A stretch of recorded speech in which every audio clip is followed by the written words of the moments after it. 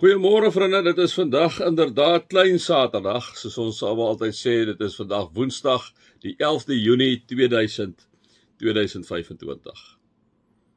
Ons lag so 'n wyle stil en ons gebruik die geloofsbelijdenis wat deur alle Christelike kerke wêreldwyd erken word en waar hulle glo.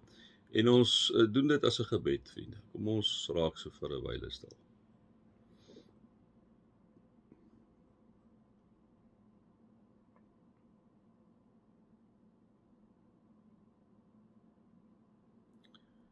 Vader God,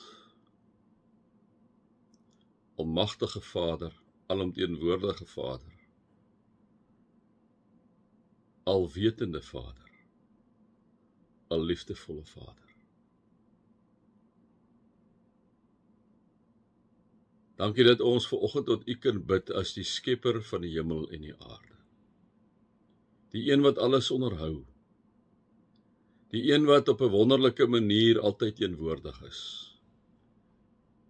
Here, ons begrip is so klein dat ons kan maar net na Tafelberg kyk as 'n stabiele punt en U daarin sien en U is tog biljoene ter biljoene kere groter. Dankie dat U skepper God is.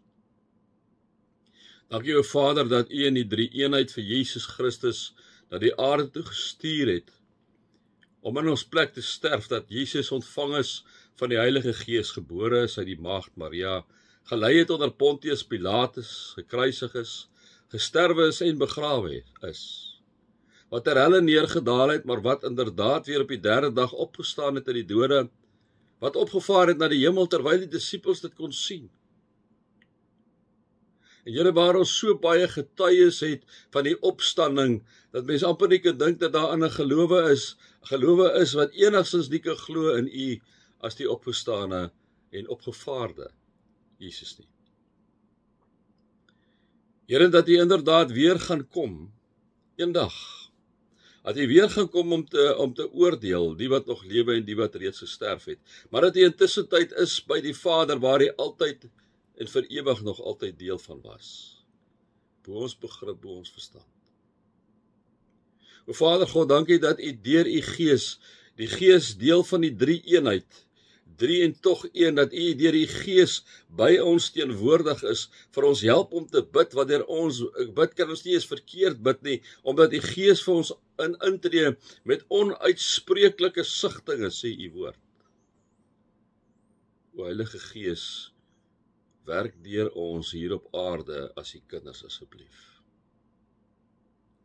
Here God, dankie dat U vir ons die samekoms van gemeentes gegee het, die samekoms van mense binne in 'n gemeenskap van gelowiges, van heiliges gegee het. Dankie dat U vir ons 'n groep gee, die liggaam van Jesus Christus, waaraan ons kan behoort, om U te dien, om U uit te lewe, om te getuig oor U. Dankie daarvoor, dankie vir die voorreg, dankie vir 'n gebou waarin ons as U kerk by mekaar kan kom elke Sondag, Here, om U te loof en te aanbid. Dankie daarvoor, vir 'n saal. Here, baie dankie, dat ons inderdaad kan vir U kom sê dankie vir die vergifnis van sondes. Dankie, o Vader, dat U deur Jesus Christus, wat vir ons gesterf het aan die kruis, ons sondes vergewe het wanneer ons in U glo, sodat ons die ewige lewe kan hê. Mag ons ook, soos die Onse Vader gebed, dit sê ons, omdat ons vergewe is, dat ons ook die mense vergewe wat teen ons sondig. Here, ons glo inderdaad dat die opstanding van alle mense wat in U geglo het, Here, selfs die wat nie in U glo nie, wat dan inderdaad voor U regterstoel sal verskyn soos ons almal, dat die wat Jesus aangeneem het, sal gered word, die wat nie, sal nie, en sal na 'n ander plek toe gaan wat ons op hierdie stadium met mensewoorde definieer as die hel. Here, daar is nog so baie tyd. Gee dat ons ook as arbeiders van die oes is groot, altyd U woord sal gaan verkondig, Here, sodat daar soveel meer mense vir altyd en ewig by U sal wees, Daarom glo ons in die ewige lewe alreeds, Here. 'n Lewe wat voortgaan, ons liggame gaan dood, maar ons gaan voort, omdat ons glo in die ewige lewe saam met U. 'n Lewe, Here, onbegrens, waar daar geen tyd meer is nie, waar daar nie 'n eindpunt is nie. Here, dankie dus vir die tydjie, vir die apprenticeship wat ons hier op aarde het.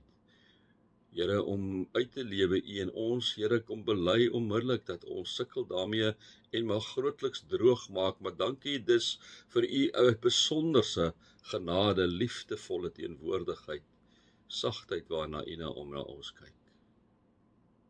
Ons glo in U, o Vader, Seun en Gees. Amen.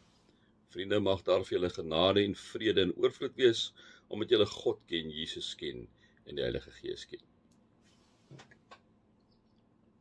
Vrees ek nou baie vir julle gesê, die spreuke is vir my ongelooflik verfrissend, die taalgebruik, die metafore wat hy gebruik, liewe vriende, die vergelykings wat hy betref, dit is regtig vir my regtig baie nice. Vandag wil ek net met julle een versie deel, en dis vers 18 van Spreuke 27. Wie sy vyeboom versorg, sal vye hê om te eet. Nou, dit is mos tamelik straightforward, vriende. Ek ken nou nie veel van bome en plante en goed nie, maar al wat ek weet is, jy mooi kyk, as jy vir hom bemesting gee, gee vir hom water, jy spuit hom 'n bietjie, dat hy nou nie, wat mense kry, swamme kry en daai tipe goed nie. Vriende, dan gaan hy boom vir jou mooi raak, né? Gaan hy boom vir jou mooi raak. Maar dit beteken, jy moet baie mooi na daai boom kyk, en dit is wat die Spreuke hy sê, hy sê, wie sy vyeboom versorg, sal vye, vriende, is vye nou nie lekker nie. Alle wêreld, ek my mond water sommer net as ek daaraan dink, dat deesdae kry ou maar min vye. Waar in die verlede, ja, maar was elke tweede plek het omtrent vye gehad. En 'n vye is om lekker, 'n lekker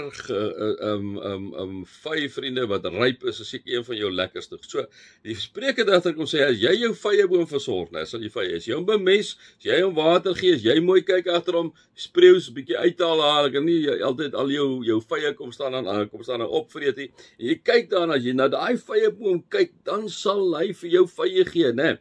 Hy sal sorg daarvoor. Nou kom sê hy, nou kom stel hy het gelyk met wat? Hy sê, wie sy vyeboom versorg, sal vye hê om te eet. Wie omsien na sy werkgewer se belange, sal daarvoor eer ontvang. Vriende, die tye waarin ek en jy leef, ons moet besop ook, ek maak nou 'n totale veralgemening, so ek chat maar sommer net met julle, né? Ons moet, as ons vir 'n werkgewer werk, ook in die tyd waar werk baie skaars is, vriende, moet ek en jy alles gee. Moet ek en jy na daai werkgewer se belange omsien, né?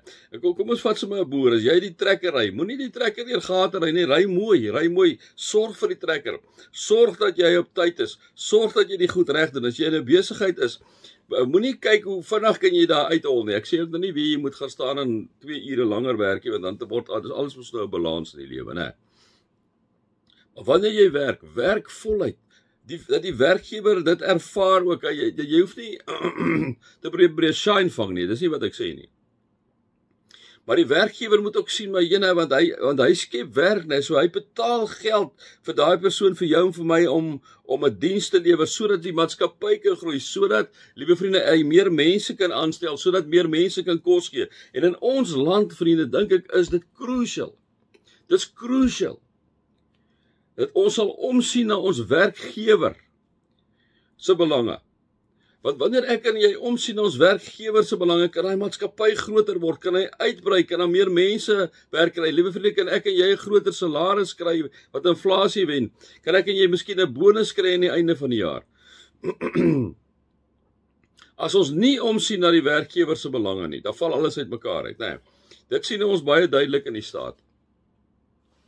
Die staat is die werkgewer, maar die staat is ook die een wat droog maak die hele tyd op hierdie stadium as werkgewer. Hy sit onkundige mense daar, hy sit mense daar wat nie hulle werk kan doen nie. So dis mense wat nie op die ouene omsien na die werkgewer se belange nie. So wat sien ek en jy op hierdie stadium, as mense nie omsien na die werkgewer se belange nie? Dan kry jy soos by Eskom, nie almal in Eskom, ja, wonderlike mense in Eskom.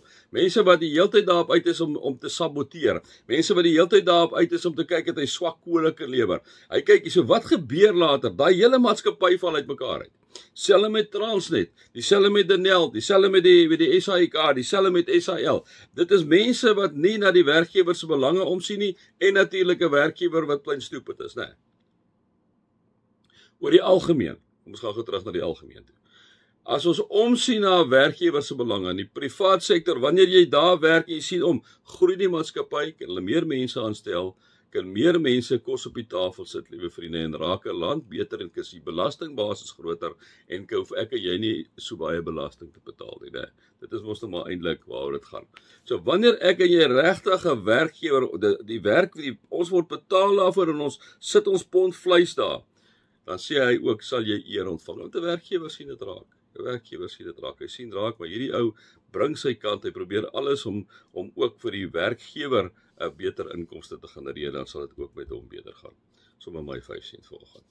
Vriende, mag julle God se liefde ervaar, Jesus se genade ervaar en die Heilige Gees se teenwoordigheid ervaar.